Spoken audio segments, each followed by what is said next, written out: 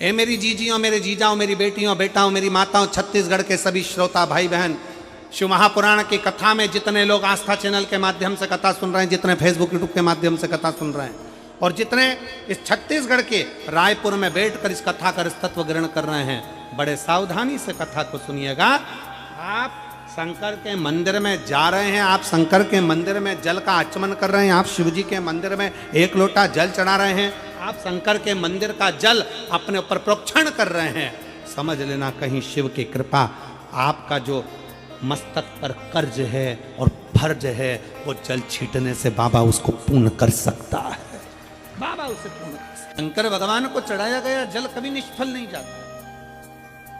शिव पर करा गया भरोसा कभी टूटता नहीं है। संसार वालों पर भरोसा करोगे, दुनिया पर भरोसा करोगे तो हो सकता है कि वो टूट जाए, पर भगवान शिव पर करा गया भरोसा कभी नहीं टूटता। शिव महापुराण की कथा कहती है कि शंकर की कथा में पहुंचने वालों को 4 फल की प्राप्ति होगी, 4 गुण। शिव महापुराण की कथा में पहुंचने वाले के भीतर 4 गुण प्रकट होने लगते हैं। शिव महापुराण की कथा सुनने वाले के अंदर 4 गुण अपने आप आने लगते हैं। पहले नंबर का है संयम, दूसरे नंबर का है सदाचार, तीसरे नंबर का है स्नेह और चौथे नंबर का है सेवा। कभी मौका लग जाए, मैं संपूर्ण क्षेत्रवासियों से कहूंगा, कभी अगर मौका लगे तो एक आध बार शिव महापुराण की कथा में जाकर जरूर देखना। जितने शिव भक्त रात्रि को यहाँ विश्राम करते हैं, वो प्रातः में शाम के समय कथा पूर्ण होने के बाद थोड़ा थोड़ा सेवा में लग जाते हैं। कचरा उठाना, एक और ले जाकर पटकना, किसी को तकलीफ है उसको दे। सेवा क्या करती है? शिव महापुराण की कथा कहती है, जिंदगी में अगर कहीं पर भी ठोकर खाने को मिल रहा है, तकलीफ मिल रही है, कष्ट मिल रहा है, थोड़ा भी अगर तुम्हारे मन का नहीं हो रहा है, तो शंकर के मंदिर की सेवा प्रारंभ करो। उसके मंदिर में जाकर झाड़ू लगाओ, पोछा लगाओ, उसके मंदिर का श्रृंगार करो, उसके मंदिर में प्रकाश करो, उसके मंदिर में सेवा का क्रम जागृत करो अपने भीतर।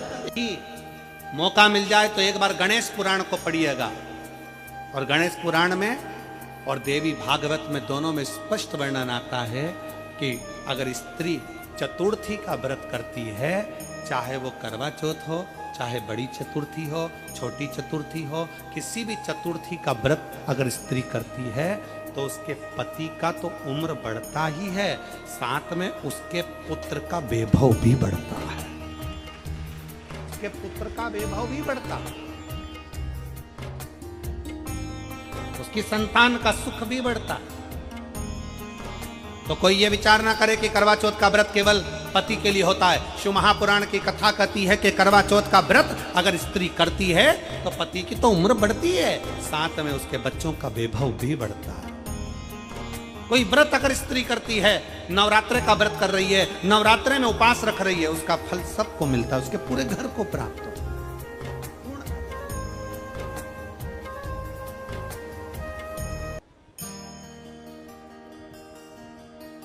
शिव तत्व, शंकर की अविरल भक्ति, शिव की उपासना।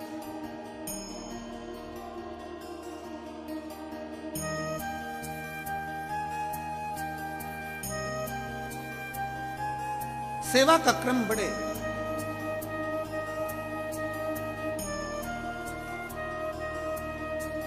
मंत्री से ज्यादा मंत्र पर भरोसा,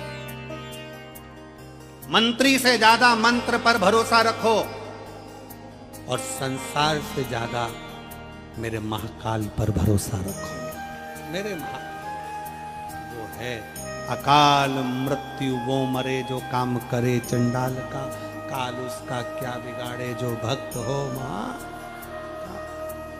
भगवान पर भरोसा। अपने कर्म, अपनी मेहनत, अपनी।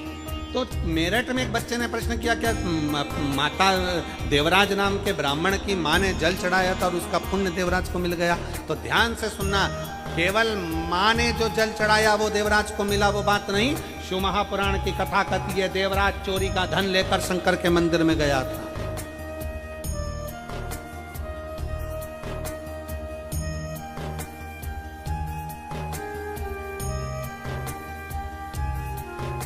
देवराज चोरी का धन लेकर शंकर जी के मंदिर में पहुंच गए। शरीर में ताप था, शरीर में बुखार आ रहा था, दुबक रहा था, शरीर को ठंड लग रही। कहां जाऊं, किस स्थान पर जाऊं?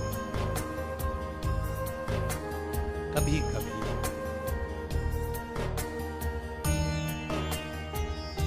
कभी कभी हमारे साथ तो हुआ है, आपके साथ भी हुआ होगा, ऐसा हम मानते हैं, क्योंकि हम भी मनुष्य हैं तो आप भी मनुष्य, जैसे आप हो वैसे हम हैं। जैसा हमारे साथ हुआ कभी कभी आपके साथ भी हुआ होगा। कई बार पहले हम जब टू व्हीलर गाड़ी से जाते, तो टू व्हीलर गाड़ी से जाते जाते बहुत तेज पानी आने लगता तो क्या करें, तो फिर कहीं पेड़ की छांव देखते जिसके नीचे आए तो हमें मालूम ही नहीं रहता कि इस पेड़ की छांव के नीचे कहीं शंकर का शिवलिंग है, शिवालय है, कोई छोटा सा मंदिर है। जब पेड़ की छांव में आ जाते तब देखते कि यहाँ तो शंकर जी बैठे हुए, यहाँ तो शिवलिंग है, तो उतनी देर शंकर की शरणागति में उस पेड़ की छांव में बैठ जाते। कभी कभी अगर हमारे साथ हुआ है तो आपके साथ भी हुआ होगा। बोलो जी हुआ है कभी ऐसा कि पानी आने लगा, बहुत तेज जलवृष्टि होने लगी, हवा चलने लगी और तुम टू व्हीलर से जा रहे थे, पति ने गाड़ी साइड में लगाई तो एक पेड़ की छांव में लगाई तो उसको लगा कि यहाँ रुक जाऊंगा। उसको नहीं मालूम था कि यहाँ शंकर जी का ओटला है, उसको नहीं मालूम था कि यहाँ शंकर जी का शिवलिंग है, उसको नहीं मालूम था कि यहाँ शिवालय है। उसने तो बस गाड़ी साइड में लगाई। इतने में तुमने देखा कि छोटा सा मंदिर है, पेड़ के नीचे छोटा सा ओटला है, उसके नीचे शंकर का शिवलिंग है। हुआ है कभी आप लोगों के साथ? अब हमको लग रहा है कि हम पानी के कारण यहाँ रुके हुए हैं, हमको लग रहा है कि हम पानी के कारण यहाँ पर ठहरे हुए हैं, पर शिव महापुराण की कथा कहती है पानी के कारण नहीं। जिस शंकर का ओटला है, शंकर का शिवलिंग है, शंकर का स्थान है, तू शिव की भक्त है, इसलिए बाबा ने तुझे संभालने के लिए अपने पास बुला लिया है। तो मंदिर में जाकर जल का आचमन करते हो आप लोग? जम के बोलो जरा, करते हो? शंकर के मंदिर में जब जल का आचमन करते हो, जल अपने मस्तक पर छींटते हो, क्यों छींटते हो जल? कई लोग विरोधी कहेंगे शंकर के मंदिर का जल मत पियो, कोई कहेगा शंकर के मंदिर के बेलपत्र मत खाओ।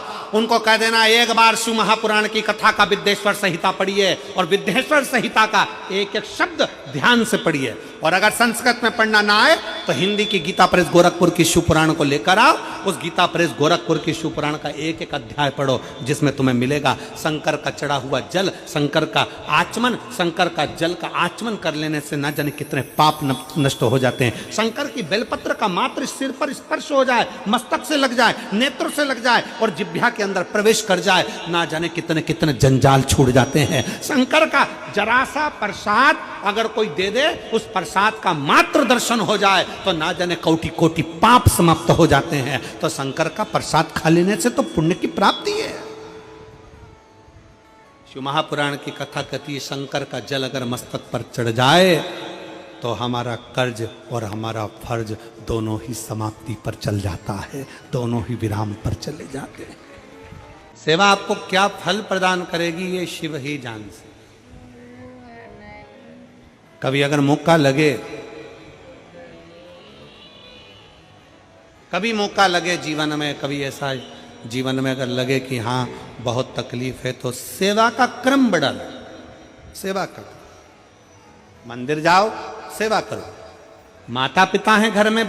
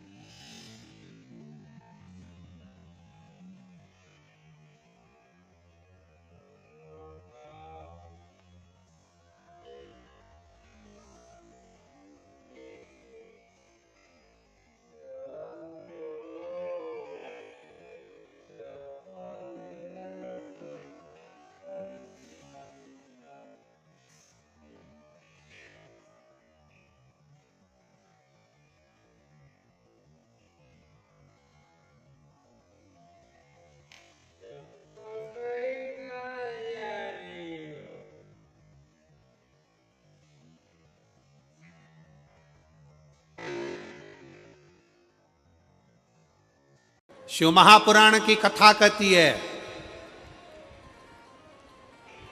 शंकर भगवान पर चढ़ा हुआ जल में इतना तेज होता है, शिव जी के चढ़े हुए जल में इतना तेज होता है, इतना तेज होता है कि साधारण पानी पीने के बाद वो पानी निकल जाता है, पर शंकर का चढ़ाया हुआ जल जब हम आचमन करते हैं तो शिवलिंग का जो तेज हमारे शरीर के अंदर जाता है वो 41 दिन तक शरीर के अंदर वो जल बना ही रहता है, वो तेज पुंज बना रहता है, शरीर के अंदर वो तेज बना रहता है। और शरीर के अंदर जो तेज बना रहता है वो तेज हमें कहीं ना कहीं शक्ति प्रदान करता है, शक्ति।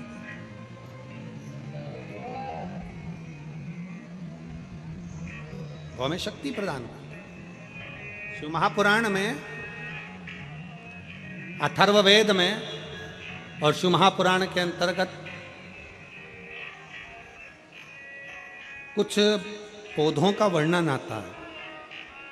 शिव महापुराण में भी 4 तरह का तिलक का वर्णन आता है कि वो कौन कौन सी सामग्री है जिसका तिलक लगाकर जाया जाए तो उससे क्या फल की प्राप्ति हो सकती है। उसको सुनेंगे, कल की कथा में स्मरण करेंगे, अगर याद रहा और स्मरण में आ गया तो उसको बांचेंगे, उसका स्मरण। 4 तरह का तिलक हमें कौन कौन सा फल प्रदान कर सकता, मात्र तिलक। और तिलक क्यों? क्योंकि अभी आपको कथा में कहा कि कर्ज और फर्ज मस्तक पर होता है, इसलिए आशीर्वाद कहाँ दिया जाता है? बोलो, आशीर्वाद कहाँ देते हैं? हाथ को, पांव को नहीं, पीठ को नहीं, आशीर्वाद मस्तक पर दिया जाता है। तिलक कहाँ लगाया जाता है? जम के बोलो, मस्तक। इस मस्तक पर बड़ी महत्वता इसके, इसकी बोल्डता बड़ी प्रबल है। इसको साधना और इसको ले जाना शिव के दरवाजे पर, शंकर की चौखट पर प्रणाम करा देना, ये बड़ा बड़ा विचित्र है।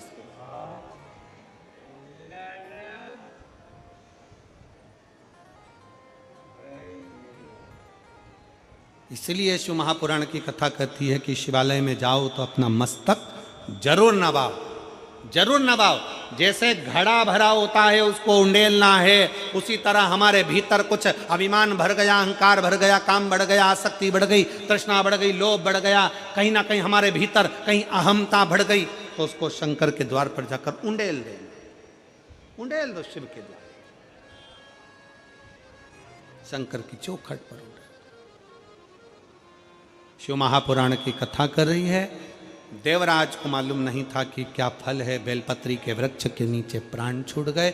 भगवान शंकर नंदी लेकर आए और उसको लेकर चले गए, कैलाश धाम दे दिया उसको। फिर बिंदुक ब्राह्मण है, चंचुला देवी उसकी पत्नी है।